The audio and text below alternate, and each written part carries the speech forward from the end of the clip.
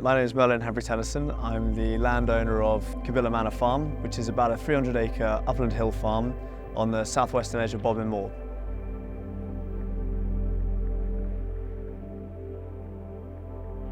My father started farming here in 1960. At the time, this was a classic diversified mixed-use farm, approximately a 300-acre site, which is about 100 acres of woodland and 200 acres of grade 4 agricultural grazing land.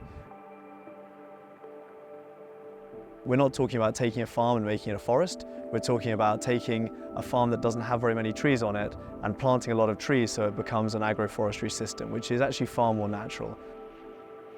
First heard about the offer in probably early 2021. Immediately knew that it might be something that was appropriate to the work we were doing here at Cabilla, where we were looking to expand and restore the Atlantic temperate rainforest that we have in the valley here, but doing it in a way that allowed us to have a resilient and sustainable farm business model at the same time. So Atlantic temperate rainforest is a habitat that runs from Bergen in the southwest of Norway all the way down to Porto in the north of Portugal. Here in the southwest of the UK, it is designated by having at least 1,400 millimetres of rain per year, so you need a lot of rain. It needs to come across the seasons. You need a native mix of trees, and really what you're looking for is the amount of epiphytes that you find in the canopy. So that's plants that don't need the soil to grow and grow up in the trees.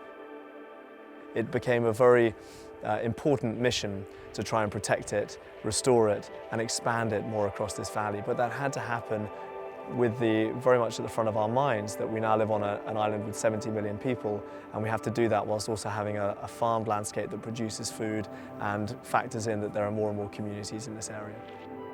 Not only will the Forestry Commission pay for 100% of all of the planting that's required, there's also 15 years of maintenance payments based upon the acreage that you're planting, which are very generous compared to many of the grants out there.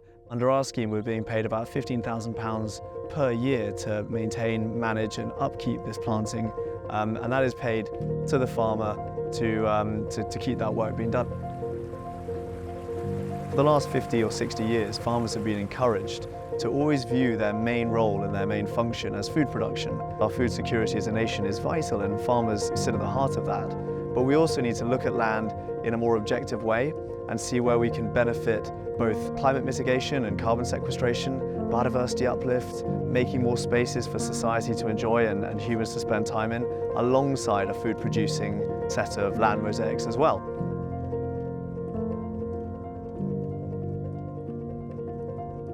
So my top tips would not be to view it as turning a farm into a forest, but view it as an agroforestry opportunity to integrate woodland creation within your farmed system. My second tip would be to view it as part of a diversified and resilient business model, and we're doing that with both carbon credits and biodiversity net gain and ecotourism and bringing all of these things together. My third tip would be to involve the local community as much as you can. There is nothing better that people can do than get out and plant trees, and they love doing it, and it's brilliant to see people coming and families coming in and doing that all together.